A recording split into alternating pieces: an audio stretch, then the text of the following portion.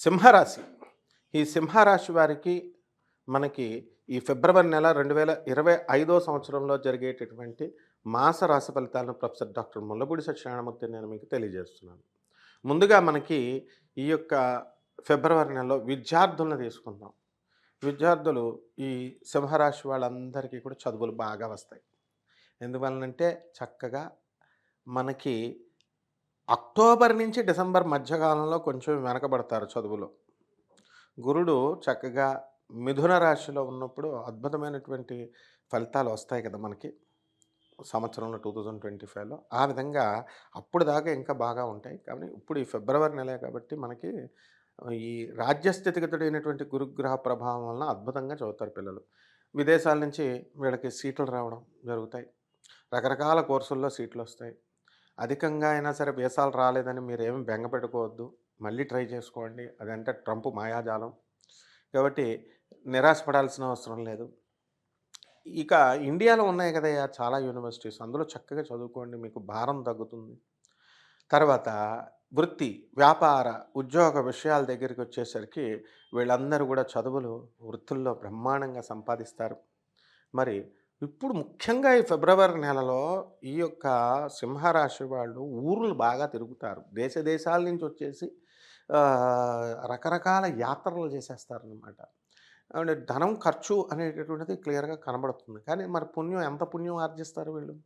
అసలే సింహరాశి వాళ్ళు దాన ధర్మాల్లో దిట్టలు వీళ్ళు. తెగ పెడతా ఉంటారు. కాబట్టి ఈ యొక్క సింహరాశి వాళ్ళకి ముఖ్యంగా ఏంటంటే ఈ నెలలో ఫిబ్రవరి నెలలో నిద్ర ఎక్కువ వస్తదనమాట. ఇదొక్కటే పాయింట్ నీరసాల వల్ల. అంటే బద్ధకం వల్ల. ఇదొక్కటి రాకుండా చూసుకోవాలా. సప్తమంలో ఉన్నటువంటి శనిగ్రహం కేవలం మొగుడు పెళ్ళాల మధ్య ఫైటింగే కాదు. జన్మరాశిని చూస్తున్నాడు కాబట్టి బద్ధకం, నిద్ర అనేది కూడా ఎక్కడైనా సరే వచ్చేయొచ్చు. ఇక వ్యాపారాల దగ్గరికొద్దాం. ఎలక్ట్రానిక్స్ వ్యాపారాల జోలికెళ్ళకండి. సాఫ్ట్‌వేర్ ఉద్యోగాల జోలికెళ్ళకండి. ఇనుప వ్యాపారాలు మధ్యమంగా ఉంటాయి. ఆ తర్వాత ఈ యొక్క సముద్ర వ్యాపారాలు, జెమ్స్, కాస్మోటిక్స్, ఉప్పు చేపల వ్యాపారం దగ్గర నుంచి అన్ని రకాల ప్రొడక్ట్స్ అన్నీ కూడా బ్రహ్మాండంగా మీకు సేల్స్ ఉంటాయన్నమాట. కాబట్టి ఈ యొక్క ఆడవాళ్ళకొచ్చేసరికి మీరు పాపం తెలియకుండా మీరు జ్యువెలరీ గురించి, వ వ వ పట్టు వస్త్రాల గురించి, పట్టు చీరల గురించి వాట్సాప్ గ్రూపుల్లో పెట్టుకొని ఒకళ్ళొకళ్ళు మీరు ఇవి బాగున్నాయి, ఇవి బాగున్నాయి అని మీరు పంపుకుంటా ఉంటారు. ఇలాంటివన్నీ కూడా మంచిదే గానీ, ఎక్కువగా మీరు జ్యువెలరీ, ఇమిటేషన్ జ్యువెలరీ అలాగా మరి జ్యువెలరీ వస్తుంది కాబట్టి, ఇలాంటి కొన్ని లాసెస్ జరగడానికి ఈ సింహరాశి వారికి అవకాశాలున్నాయి. కాబట్టి ఆన్‌లైన్ ట్రేడింగ్ కంటే కూడా జాగ్రత్తగా డైరెక్ట్‌గా వెళ్లి చూసుకొని జాగ్రత్తగా మరి చేసుకోండి. అదేవిధంగా ఈ సింహరాశి వారు ఉద్యోగాల్లో ఉన్నటువంటి వాళ్ళు ఉద్యోగం భద్రత అనేటటువంటిది వీళ్ళకుంటుంది. గతంలో ఉద్యోగం అభద్రతా భావంతో కాస్త ఇదిగా ఉన్నారు. కాకపోతే ఏంటంటే ఇప్పుడు పిల్లల విషయమే మీరు చాలా ఎక్కువగా ఆలోచిస్తూ ఉంటారు. పిల్లలు అనారోగ్యంగా ఉన్నారనో, లేకపోతే పిల్లలు ఇంకా బలంగా ఉండాలనో, లేకపోతే పిల్లలకి మనం కోరుకున్న చోట్ల కాలేజీల్లో సీట్లు రాలేదనో, ఇలాంటి విషయాల వల్ల మీరు ఎక్కువగా మీరు చింతన చేస్తూ ఉంటారు. అవన్నీ కూడా మీకేమీ ప్రాబ్లమ్ లేదు.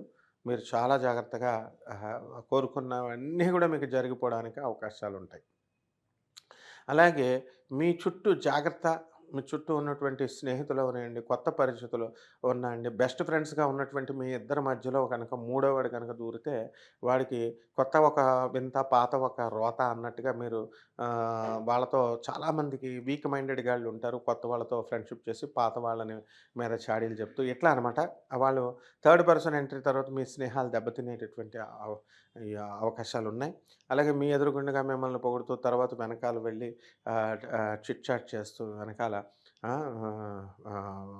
చాడీలు చెప్పేటటువంటి వాళ్ళ వల్ల మీ స్నేహాలు దెబ్బతినేటటువంటి అవకాశాలున్నాయి. మీ పరపతి దెబ్బతినేటటువంటి అవకాశాలున్నాయి.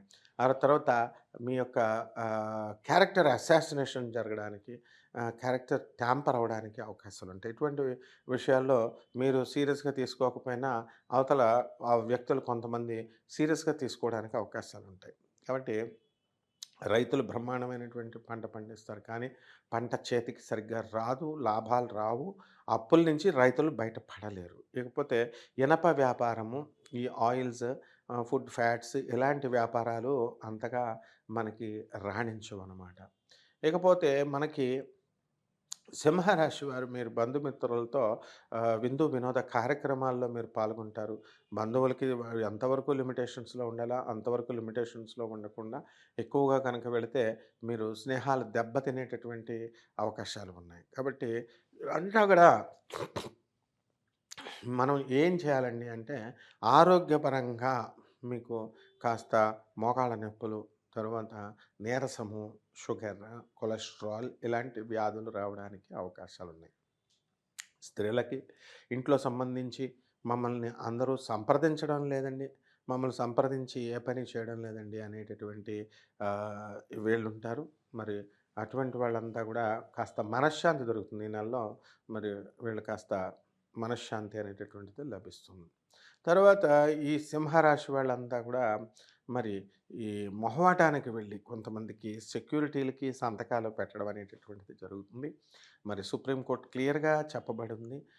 క్లియర్‌గా సైటేషన్ ఏమని ఇచ్చిందంటే, ఎవరికైతే మీరు ఆస్తుల వ్యవహారాల్లో కానీ, బ్యాంకు షూరిటీలు గానీ, సెక్యూరిటీలు గానీ మీరు పెట్టినట్లయితే ఖచ్చితంగా ఖచ్చితంగా వాళ్ళు కట్టకపోతే మీరు కట్టాల్సినటువంటి అవసరం మీరు ఉంది. ఇందులో డౌటే లేదు, మొహమాటం లేదు. పోలీసోళ్ళొచ్చి లాక్కెళ్ళిపోతారు, మిమ్మల్ని లోన పడేస్తారు. అందులో డౌట్ లేదు. కాబట్టి ఇట్లాంటి మొహమాటాల్లోకి మీరు ఇరుక్కొని మీరు బంగారు నష్టము, ధన నష్టము ఇవి పొందడానికి అవకాశాలుంటాయి. కాబట్టి జాగ్రత్తగా ఇలాంటి విషయాల్లో జాగ్రత్తగా చూడండి. అలాగే అతిథులు, పార్టీలు ఇళ్ళల్లో పెట్టుకోవడం, అందరిని కూడా రప్పించుకోవడం. తర్వాత మొగ ఈ ఇవన్నీ కూడా కొంచెం విపరీత ధోరణులతో మనకి డిసెంబర్ 31 ఫంక్షన్స్ ఇలాంటి వాటిలకి ఫ్రెండ్స్‌ని పిలుచుకోవడం. వీళ్ళందరితో కూడా మీరు మాట్లాడడము, ఇవన్నీ కూడా కొంచెం తగ్గించుకోవాలి. కొంచెం ఆరోగ్యపరమైనటువంటి అలవాట్లు మీకుండాలి. కేవలం గురువులు కాకుండా మరి బయట వాళ్ళతో మీకు మాట్లాడేటటువంటి పనేంటండి? వాళ్ళు అపరిపక్వమైనటువంటి మాటలతో ఏవేవో పిచ్చి పిచ్చి సలహాలు ఇస్తూ ఉంటారు. ఇవి ఇచ్చిన తర్వాత మీరు ఏం ఉపయోగం ఉండదు. మీరు డిస్ట్రాక్ట్ అవ్వడము, లేకపోతే డిస్టర్బ్ అవ్వడము, లేకపోతే తప్పుడు మార్గాల్లోకి మీరు వెళ్ళిపోవడం తప్ప మీకు మామూలు మనుషులతో ఏ విధమైన ప్రయోజనం కూడా ఉండదు. అంటే సొల్లులేసుకొని గంటలు గంటలు అవతల వాళ్ళ టైంని మీరు వేస్ట్ చేయకండి. అలాగే మీరు కూడా మీ టైంని వేస్ట్ చేసుకోవద్దు.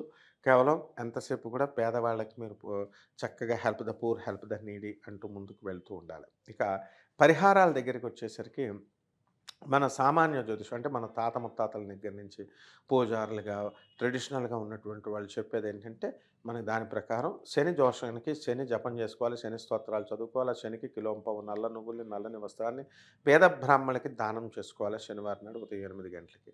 అలాగే రాహు జపం చేసుకోండి, రాహు స్తోత్రాలు చదువుకోండి, రాహు కిలోంపావు మినుములను ఆవుపేడ రంగు ఉన్నటువంటి వస్త్రాన్నిచ్చి పేద బ్రాహ్మణులకి మీరు చక్కగా శనివారం నాడు ఉదయం 8 గంటలకి దానం చేసుకోండి. ఇక తాంత్రిక పరంగా మనం తాంత్రిక జ్యోతిష ప్రకారము మీరు ఏం చేసుకోవాలండి అంటే దానాలు దగ్గరికొచ్చేసరికి మర్రి వేర్లను కోసుకోండి. మరి తల క్రింద పూజా మందిరంలో పెట్టుకున్న తర్వాత మీరు నిద్రించేటప్పుడు తల క్రింద పెట్టుకోండి. అలాగే మర్రి ఆకులతో మీరు చక్కగా నైవేద్యాన్ని పాయసాన్నాన్ని వండి ఆ పాయసాన్న ప్రియాత్వక్స్థ పశులోక భయంకరి దాంట్లో చక్కగా మర్రి ఆకులు వేసుకొని మీరు నైవేద్యం పెట్టండి. మరి ఈ ఉగ్రదేవతారాధన అంటే ఉగ్రదేవతలు అనగానే మనం ఏదో అనుకుంటాం మనం. అవన్నీ కూడా దేవతలే, సాత్విక దేవతలే. మనం ఈ యొక్క కాలభైరవ అష్టకం చదువుకోండి. కాలభైరవ అష్టకానికి నువ్వులని ఉండలుగా తయారు చేసి, ఆ కాలభైరవుడికి నైవేద్యం చూపించండి. ఇవన్నీ చేసుకుంటే చాలా షార్ట్‌కట్స్ మెథడ్‌లో తొందరగా మీరు వెళ్ళిపోవడానికి అవకాశాలుంటాయి. మీ వ్యక్తిగతమైన జాతకం కోసం మీరు డైరెక్ట్‌గా మమ్మల్ని సంప్రదించొచ్చు. అంత పెద్ద భారీగా మన ఫీజేం ఉండదు. మిగతా జ్యోతిష్కుల్లాగా మా పిఏని అడిగితే మొత్తం అన్నీ కూడా మీకు తెలియజేస్తారు. శుభమస్తు.